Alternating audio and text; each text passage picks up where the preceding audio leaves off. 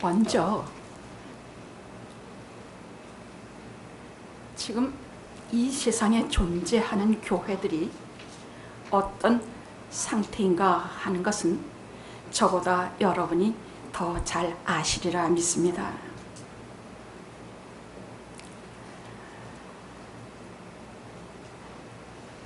개신교는 1517년 마르틴 루터의 종교 개혁에 의해서 비텐베르크 성당에서 시작이 되었습니다.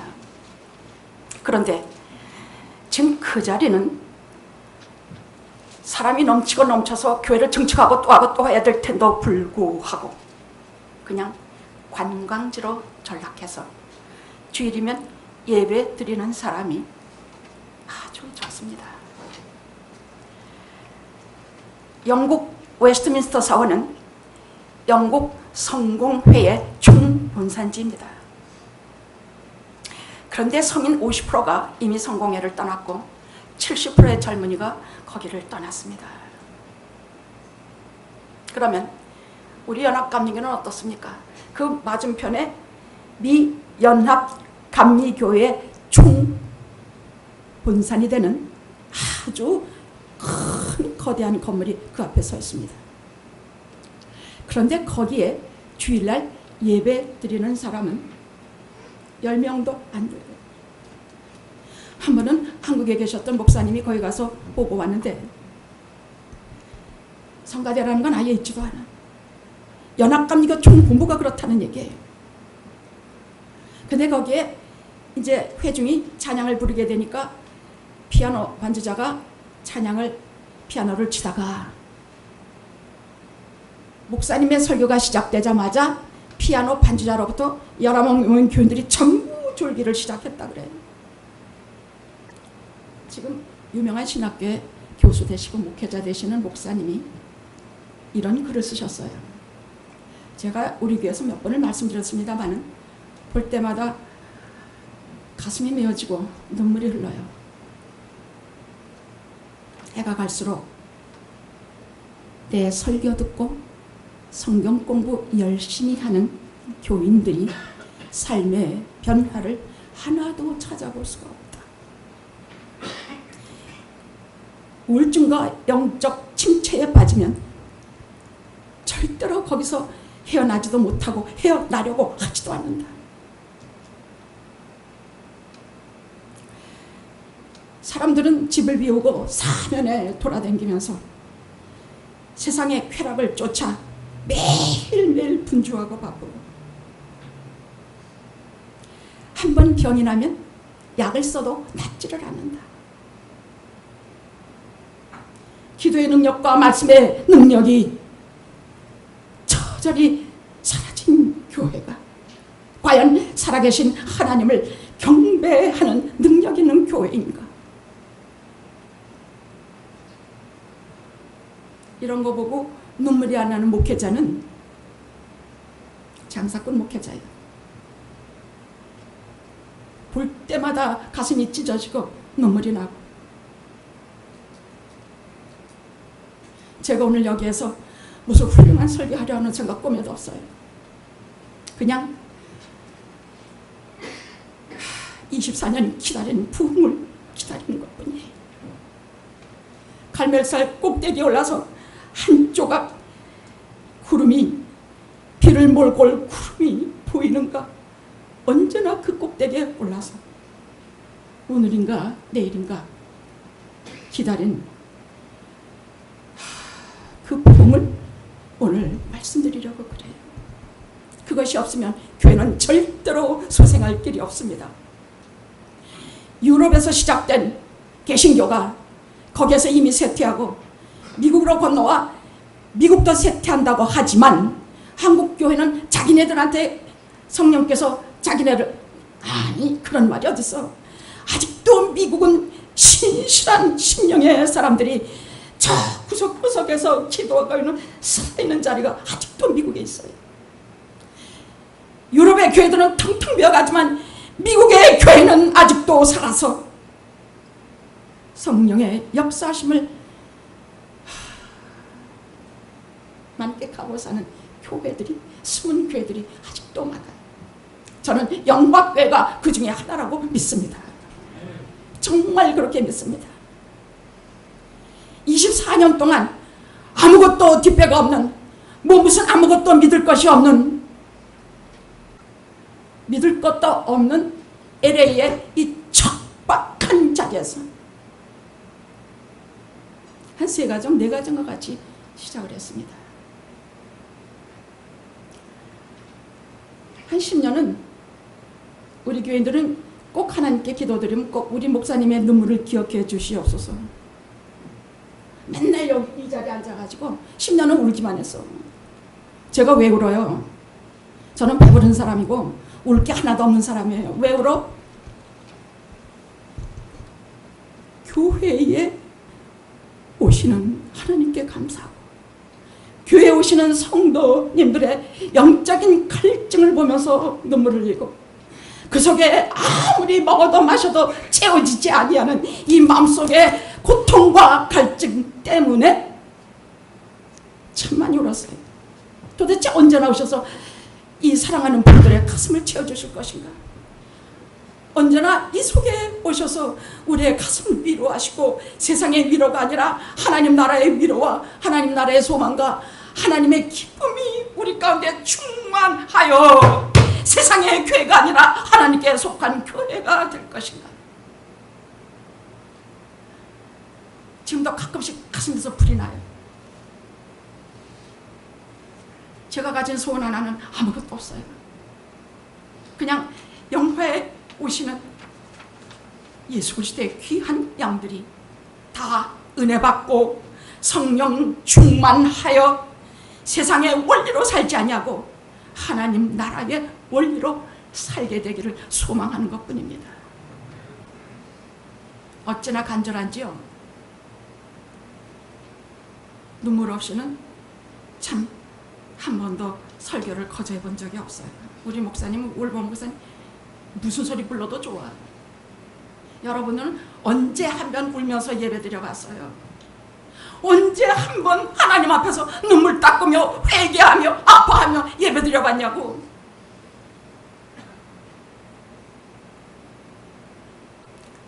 우리에게 가장 절실한 것은 부흥입니다. 보통 우리가 생각하는 부흥은 막 북치고 깽가리치고 프로그램 만들고 심령 대부흥성에, 축복 대부흥성에 막 붙이고 뭐 깽가리치고 북치고, 교회가 가장 하나님을 모독해요. 부흥은 그런 것이 아니에요. 성경에서 말씀하시는 부흥이란 죽었던 것이 살아나게 하는 소생이요, 죽었던 것이 살아나는 생명에 하나님께서 일방적으로 내리시는 특별하신 은총을 말해서 부흥이라고 합니다. 그걸 얼마나 사모하고 기다렸는지 몰라. 왜? 저는 어려서 그걸 봤기 때문이에요. 어려서 그걸 봤어요. 저희 집안은 뭐 몇 대째 내려오는 기독교 집안인데 아버님 어머님이 다 목사님이셔서 그분들이 맨날 저를 데리고 가는 것이 교회 아닙니까? 조금에서 엎혀가지고 가면은요, 그 시대에 유명한 부흥 강사님들이 나오셨어요. 천막교회에 부산에서 피난 내려가 아무것도 없는 피난민들이 세운, 미국 군대에서 얻은 1000만 몇 장으로 세운 교회에서 그 당시에 유명한 부흥 목사님들 다 다니고 있었어요. 저는 여기 앞자리에 앉아서 같이 박수치고 뭐 하는데, 그때의 부흥은 1950년대의 부흥은 6.25 사변이 일어나고서의 부흥은 지금의 부흥하고는 전혀 달랐어요. 한국교회가 1980년 들어서면서부터 이상한 부흥을 시작하기 시작했어요. 사람을 동원하는 부흥, 만사 형통의 부흥, 세상에서 복받고 잘 사는 부흥. 아니, 그건 선물이지, 그것은 하나님 주시는 부흥이 아니야. 그때 부흥은 죄를 회개하는 부흥이었어요. 아파하고 지금까지 아무렇지도 않던 일들을 할 수가 없어지는 부흥이에요. 말하자면 영혼이 다 죽은 그것을 하나님께서 급하게 살리시는 하나님의 사역이요, 역사가 그때 수도 없이 일어났어요. 그때 그 사람들은 아무것도, 정말 가난했거든. 정말 아무것도 없는 속에서 그들은 쌀몇 피 가져다가 교회 성미로 바치고, 그들은 모여서, 그때 무슨 이런 차나 있었나?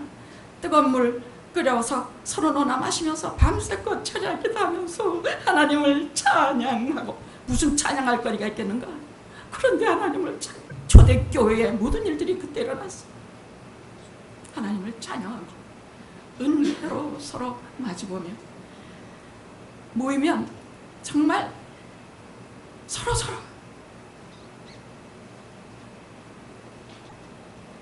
살았으나 죽은 것 같은 이 상태에서 하나님께서 하늘을 여시고 시원한 성령의 소낙비를 내려주시는 부흥이 필요합니다. 그래서 오늘 제가 택한 본문은 구약에는 한 4번 정도의 부흥이 나와요. 신약에는 오순절 부흥으로 시작을 해서 고넬료의 부흥, 그때 성령께서 임재하시는 부흥이 계속 요한계시록까지 나옵니다. 근데 성경에 제일 먼저 하나님께서 역사하신 부흥이 야곱 일가에게, 구약 교회인 야곱 일가에게 내리신 부흥입니다. 우리가 말로만 하는 부흥이 아니라, 말로만 부흥 주시옵소서, 그게 아니야. 부흥은 하나님이 일방적으로 주시는 것이에요. 근데 그 부흥을 주실 때 반드시 조짐이 있어요. 무슨 조짐? 성도들이 간절히 부흥을 갈구해요. 모든 교회 나오시는 분들이 자식이 어떻게 하면 잘 될까? 어떻게 하면 돈을 좀 많이 벌어서 내가 좀 잘 먹고 잘 살까? 이런 것을 다 구하는 마당에 하나님께서 그 특별한 부흥을 주실 때는 부흥을 간구하는 하나님의 사람들이 요소요소에 나와요. 진짜 나와요. 요즘 목사님들도 부흥원이라고 하면 사람 많이 모이고 막 교회가 막 돈 많이 나오고 이런 것을 부흥이라고 하는데, 아니에요. 그거 아니에요. 부흥은 하나님께서 죽은 우리를 살리시고 하나님의 사람으로 만드시는 하나님의 은총이에요.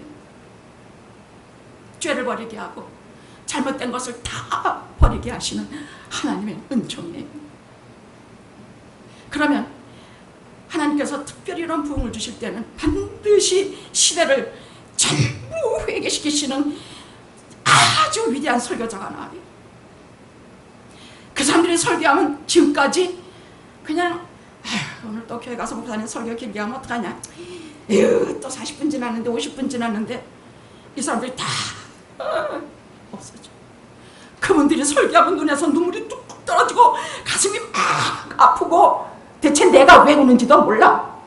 그냥 눈물이 뚝뚝 흐르고. 왜? 그 설교 속에 임재하시는 하나님의 앞에 서기 때문이에요. 하나님의 앞에 서면 누구든지 내가 어떤 인간이라는 걸 알게 돼요. 부흥은 하나님 앞에 서는 것입니다. 전능하신 하나님의 생애에 하나님을 바라보고 나 같은 죄인이 거기에 서서 하나님께서 새로 빚으시는 그 위대한 시간이 부흥입니다. 오늘 본문과 같이 창세기 28장 같이 두 개를, 베들에서의 야곱과 세겜에서의 야곱 두 가지를 말씀드리면서 야곱에게, 구약의 교회인 야곱의 일가에게 내리신 부흥이 어떤 것이라는 것을 우리가 오늘 분명히 알아서 이제 이후로는 부흥을 하나님께 간구하십시오. 그래야 우리가 삽니다.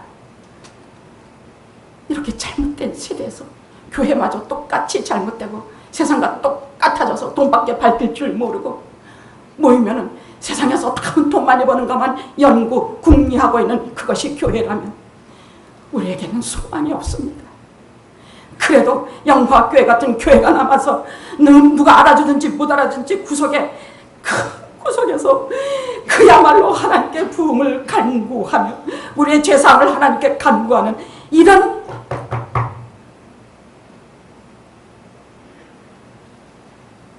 배물들지 않은 교회가 있어서 하나님께서 오늘도 우리를 긍휼히 여기시는 까닭입니다.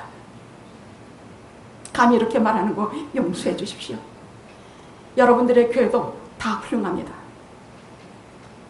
다만 제가 저희 교회를 여러분들에게 서슴없이 이렇게 말씀드리는 것은 수많은 죄와 수많은 부족과 특히 이 사람의 인격적인 부족은 설명도 다 못해요. 그럼에도 불구하고 하나님의 그 크신 사랑을 우리를 다 덮고도 남아서 그 은혜 가운데서 또 살아갈 힘을 얻었기 때문입니다. 아멘. 아멘. 아멘. 여러분 절대 잊지 마세요. 맨날 내 잘못 뉘우치고 앉아가지고 그러면 신앙에 성숙이 없어요. 내가 오늘 이거 잘못하고 또 뭐 그저께 이거 잘못하고 뭐 잘못하고 그러다가 덜컥 심각한 병이 들거나 그러다가 덜컥 실패한 일을 만나게 되면 떨어져 죽어버려. 어떤 경우도 잊지 마십시오. 어떤 내 실수나 내 어떤 잘못보다 더 크고도 높고 넓고 깊은 하나님의 사랑 안에 있음을 믿으십시오. 할렐루야. 창세기 28장에 보면 야곱은 그냥 지금까지 아버지가 아브라함이요, 아니 할아버지가 아브라함이요, 아버지가 이삭이니까 이 사람은 태어나서부터 계속 하나님이 누군가 귀로 만날 들었어요. 근데 28장 베델에서 드디어 귀로만 듣던 하나님을 눈으로 봐요. 그때만 해도 신앙이 아직 어리석고 성숙지 못해서 하나님을 배울 때에 하나님께서 말씀해 주신 그 축복에 대해서 그 조건 반사적인 조건적인 것밖에는 하나님 앞에 서원을 못합니다만은 그래도 야곱의 생애에 처음으로 하나님을 진짜 살아계신 하나님을 봅니다. 이 사람은 어떤 사람이냐면요, 몇 천 년의 사람인데도 불구하고 오늘날 우리하고는 너무나 똑같아. 이 사람은 정말 자기가 원하는 것은 수단 방법을 가리지 않고 다 가지려고 하는, 자, 자기 형은 장자권을 가지고, 자기 형은 맏형이니까 집에서는 하나님께서 분명히 야곱에게 장자권이 있다고 했는데도 불구하고 계속 자기 형의 장자권을 탐내. 계속 속여서 그걸 다 탈취하고 아버지 눈 속여서 사기하고 아버지한테 형이 받아야 될 축복까지 다 받아냈는데도 불구하고 그는 그날로 다 잃고 도망을 쳐요. 28장에 보면 어디까지 도망을 쳤느냐, 하루에 수십 리를 형이 쫓아올까봐, 칼 들고 저를 죽이려고 쫓아올까봐 수십 리를 도망가서 저 광야 구석에 잠이 들었습니다. 난 그래도 하나님 진짜, 난 그래도 좀 어떻게, 아니 내가 돈 좀 밝히는 건 할 수 없다 치자. 아니 장자권 내가 밝히는 거야? 하나님께서 왜 나를 이렇게까지 빈털터리로 만드시나? 그래도 엄마 떨어지고 가족을 다 떠나서 그 캄캄한 광야 속에서 눈물이 흘렀습니다. 그리고 돌베개를 하고 잠이 들었는데 그때 하늘이 열렸어. 여러분, 하늘이 열렸다는 말을 여러분은 어떻게 해석하십니까? 어떻게 알아들어요? 여기가 이렇게 구멍이 뻥 뚫려서 하늘에서 무슨 뭐가 그런 걸로 압니까? 아닙니다. 하늘이 열린다는 얘기는 신령하신 세계를 우리의 영혼 속에 열어주셔서 우리의 신령하신 세계를 우리가 알게 열어주신다는 얘기예요. 평소에는 닫혀있던 하늘이 그 시간에는 열려서 하나님의 신령하신 세계를 보게 하시고 알게 하신다는 뜻이에요.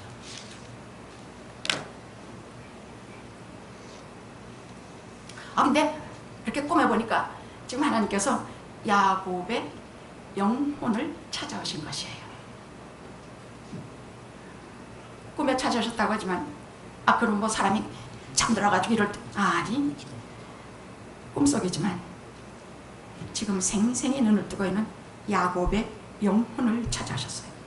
그리고 하나 환상을 보여줘요. 보니까 이렇게 지금 야곱은 눈을 감고 있는데 이렇게 영적인 눈을 뜨게 하셔서 보니까 하늘에서 사다리가 하나 쫙 내려오는데 거기에 천사가 오르락 내리락 오르락 하시면서 나는 네 조부 아브라함의 하나님, 이삭의 하나님. 내가 너 누운 땅을 너와 네 자손에게 주며 네 자손이 땅 위에 수도 없이 많아져서 너와 네 자손으로 인하여 세상에 많은 사람이 복을 받으리라. 그것까지도 좋아. 그것까지도. 응? 땅도 약속해 주셨지. 그 땅, 지금 내가 지금 누워있는 땅을 주신데 가나안 땅이에요. 그 다음에는 수많은 자손을 줘서 이에게 영적인 큰 나라를 주시겠다는 얘기예요. 그것까지도 이게 꿈인가 생신가인데 거기 뭐라 그러셨냐? 내가 너와 함께 있어. 네가 어디로 가든지 너와 함께하며 내가 너에게 허락한 계획한 것을 다 이룰 때까지 내가 너를 떠나지 아니하리라. 근데요, 제가 말씀드리고 싶은 것은 이것은 야곱에게만 주신 말씀이 아니라는 얘기예요. 왜냐하면 구약 성도의 모든 것은 신약의 성도에게 다 상속이 되기 때문에 하나님께서 몇천년 지나신 말씀은 몇천년 후에 오늘 우리에게 다 주신다는 말씀. 하나님은 영원하시기 때문에 그때의 성도에게나 오늘의 성도에게나 이후에 올 성도에게나 다 동일하게 하나님의 약속의 말씀이 적용이 돼요. 그래서 성경에 나오는 모든 하나님의 사람들에게 대한 약속은 곧 내게 대한 약속이에요. 아셨죠?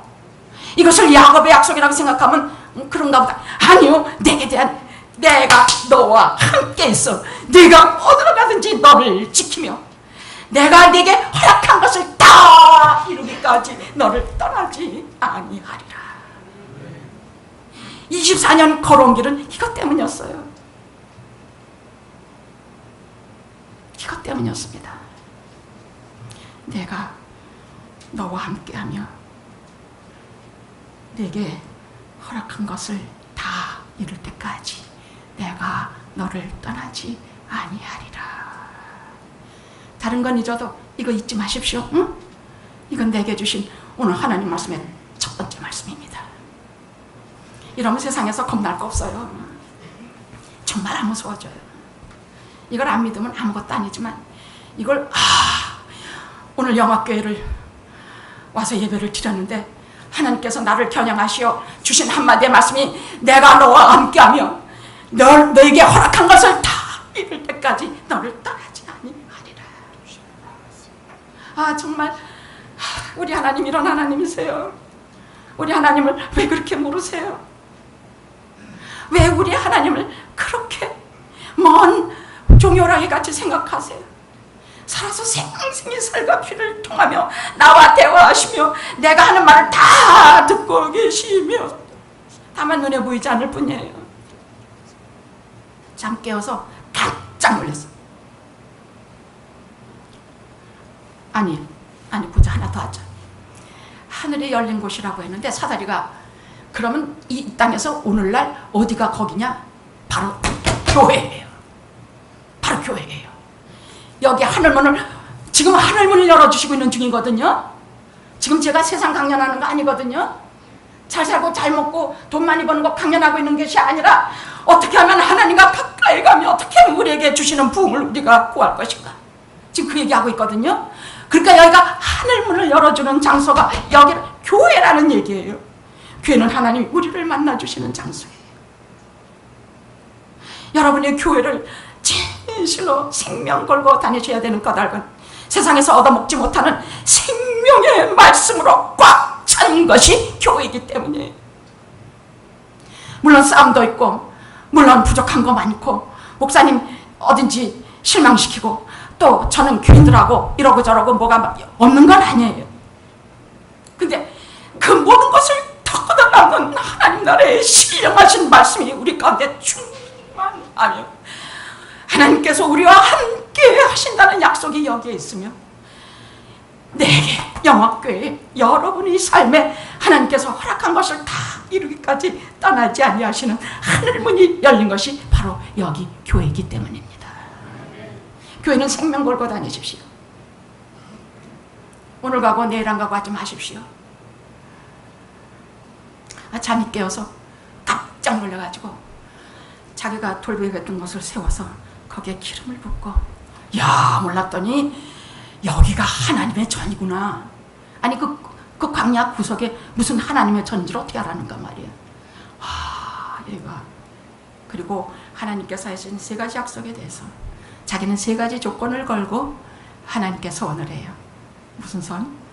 하나님이여, 제가 지금까지는 이러이러한 하나님을 배웠는데 이제는 살아계신 하나님을 제가 배웁니다.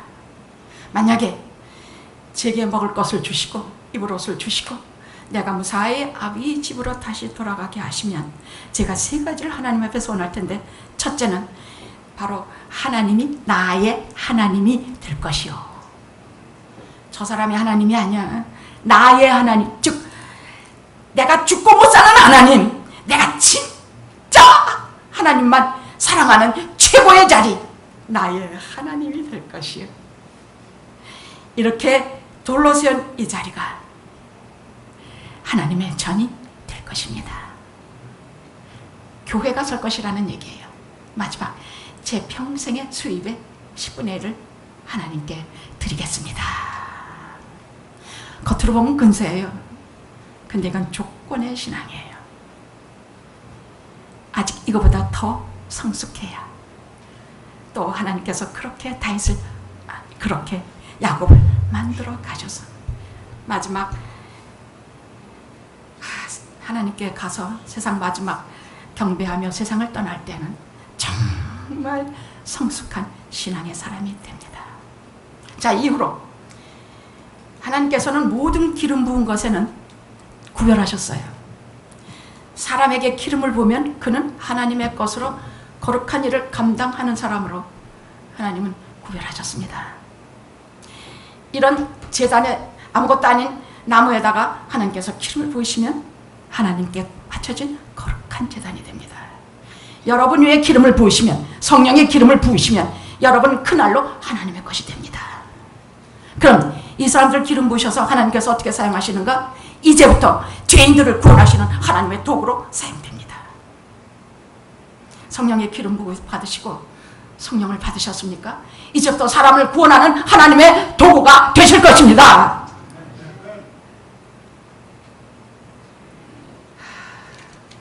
그로부터 한 20년 하란에서 삼촌집에 가가지고 한 20년 삽니다. 거기에서 하나님께 선한 모든 거 다 새까맣게 잊어버리고 거기서 열심히 뭐 하느냐? 야, 세상에 살려면 돈이 제일이야. 그래서 돈 버느라고 열심히.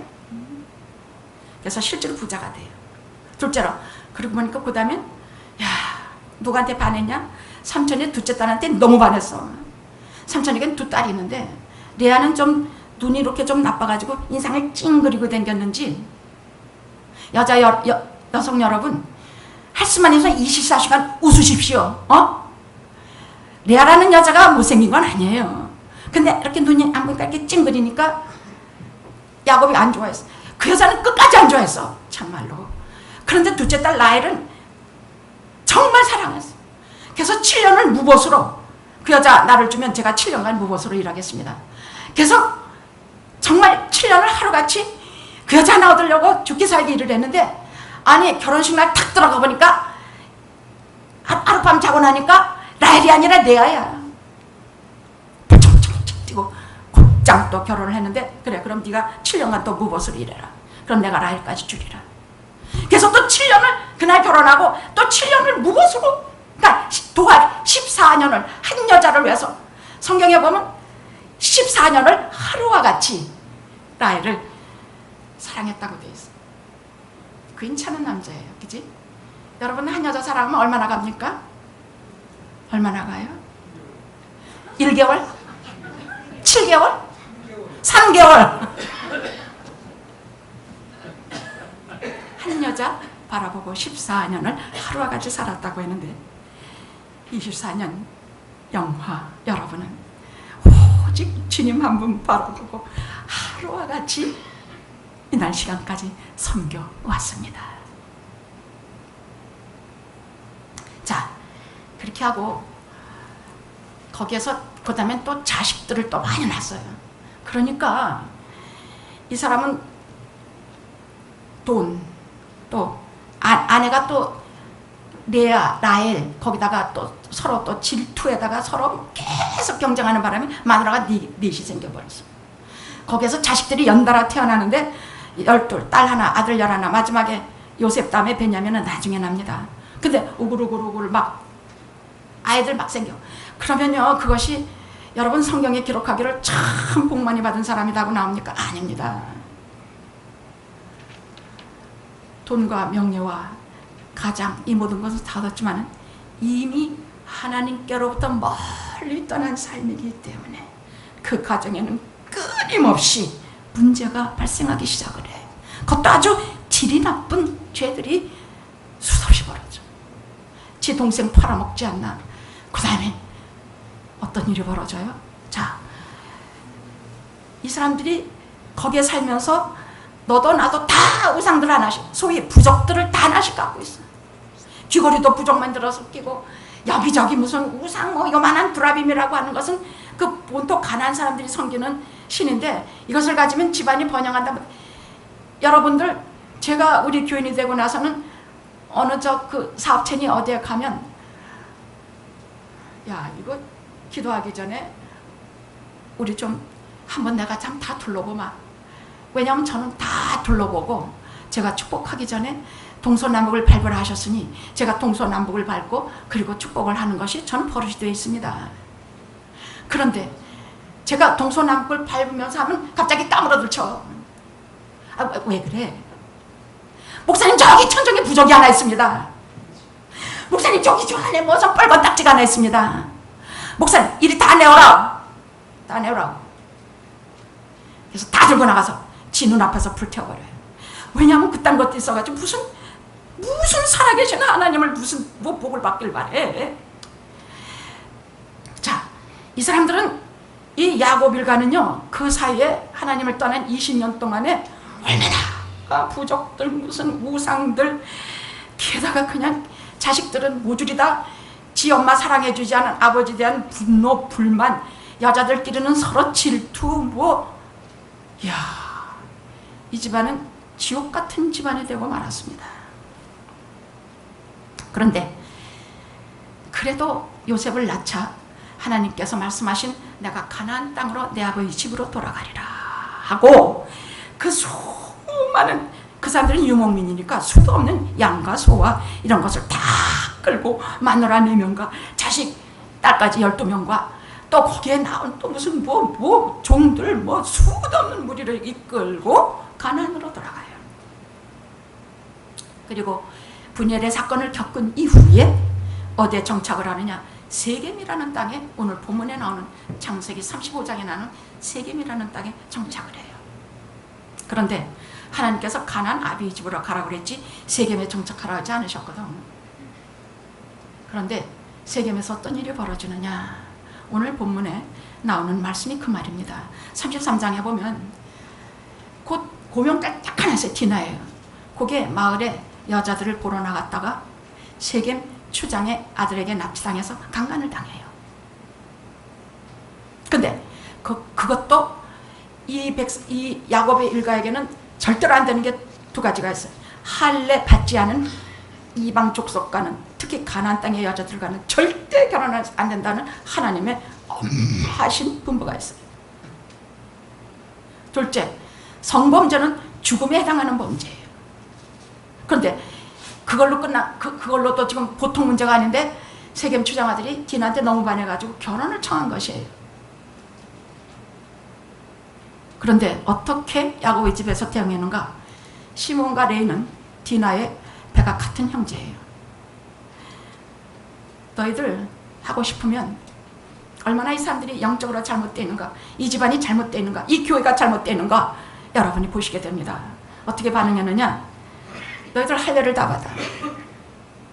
세겜성에 있는 남자는 다 할례 받아. 그럼 우리가 통혼할 것이야. 그 사람들이 진짜 할례를 다 받았어요. 성인 남자가 할례, 여러분 할례가 뭔지 알죠? 할례를 받고 나서 2, 3일이 가장 고통이 심하다고 그래. 그날을 기해서 성경에 보면 시몬과 레이가 칼을 차고 인간 사냥을 나서기 시작합니다.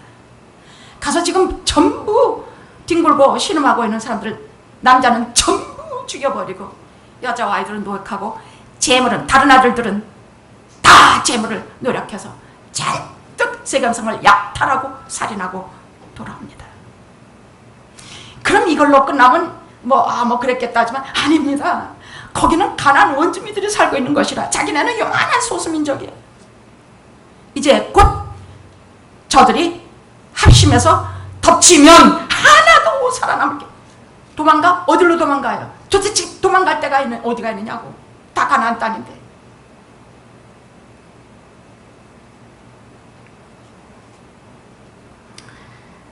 이 집안엔 지금 하나님이 없습니다. 이 집안엔 말이 하나님의 말씀이 전수되는 신앙의 가정이라고 하지만 신앙이라고는 하나도 없습니다.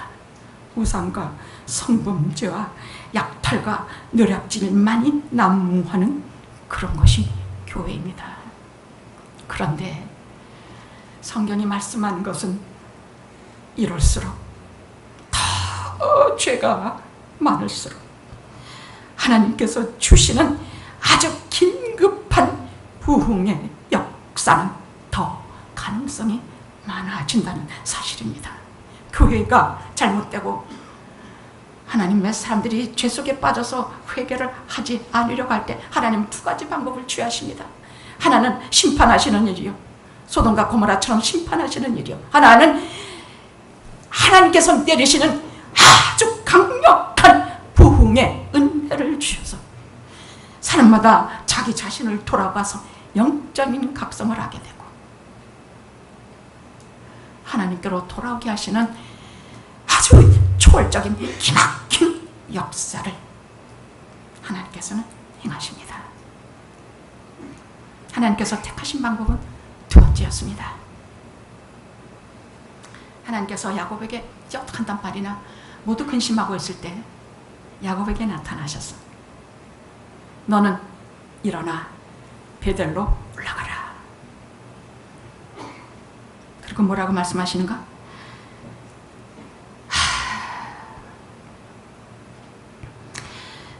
여러분, 중요한 건 35장 1절입니다. 우리 같이 읽어볼 수 있을까요? 자막이 나옵니까? 한번 같이 해봅시다. 하나님이 야곱에게 이르시되 일어나 베델로 올라가서 거기 거하며 네가 내 형 에서의 낯을 피하여 도망하던 때에 네게 나타났던 하나님께 거기서 단을 쌓으라 하신지라. 여러분, 야곱과 같은 일을 당하면 꼭 이렇게 하셔야 됩니다. 꼭 이렇게 하셔야 돼요. 35장 1절은 외우셔야 합니다. 꼭 이렇게 하셔야 됩니다. 저희 어머님 평생에 일이 하셨어요. 눈앞에 캄캄해지는 일을 당할 때마다 다 일어나라. 너희들 몸을 다 정결케 하고 옷을 다 갈아입고 우리 베델로 올라가자. 그럼 하나님께서 조건을 달고 말씀하신 것은 꼭 베델이 해야 된다는 말이에요. 그럼 베델이 어떤 것이냐? 베델을 하나님께서 베델이 어떤 것인지 설명을 해주셨어요. 네가 내 형 에서의 낯을 피하여 도망하던 때에 네게 나타나던 하나님께, 아주 위급하게 도망질을 치던 때에 거기서 하나님을 만나 뵈었던, 살아계신 하나님 만나 뵈었던 자리가 베델이라는 얘기예요. 그러니까 베델은 어떤 것? 장소는 아무든지 상관없어. 살아계신 하나님을 만난 곳, 내가 위기에 처했을 때 하나님이 내게 나타나셨던 곳, 내가 방법이 없을 때 내게 하나님 말씀을 주셨던 것, 그게 베델이에요. 아셨죠? 그 말을 듣고 우상 다 제거해라. 정신이, 하나님께서 하나님의 존전에 서면 어떤 인간이든지 자기들이 죄인인 걸 알아요. 자기가 죄인이 뭔지도 모르고 살다가 하나님께서 내게 나타나셨구나 하는 것을 어떻게 아느냐? 우리 눈으로 볼 수 없는데 느껴지는 게 내가 죄인이구나 하는 걸 느껴요. 그럼 여러분은 틀림없이 하나님의 존전에 서 계신 것이에요. 우리가 뭐 하나님 말씀하시고 야 현철아 뭐 일이 나오느라 이렇게 하나님 만난다는 뜻이 아니에요.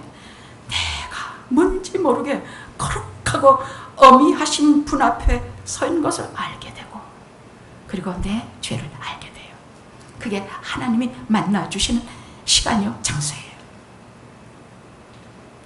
야, 다 일어나서 다 우상 다 버려. 몸을 정욕케 하고 옷 다 벗고 있고, 그리고 뭐라 그러냐, 우리가 일어나 대들로 올라가자. 나의 환난 날에 내게 응답하시며 나의 가는 길에서 나와 함께 하신 하나님께 내가 거기서 단을 쌓으리라. 이젠 됐어. 이러면 문제는 다 해결이 된 것입니다. 다 된 것입니다. 더 설교할 필요도 없어요.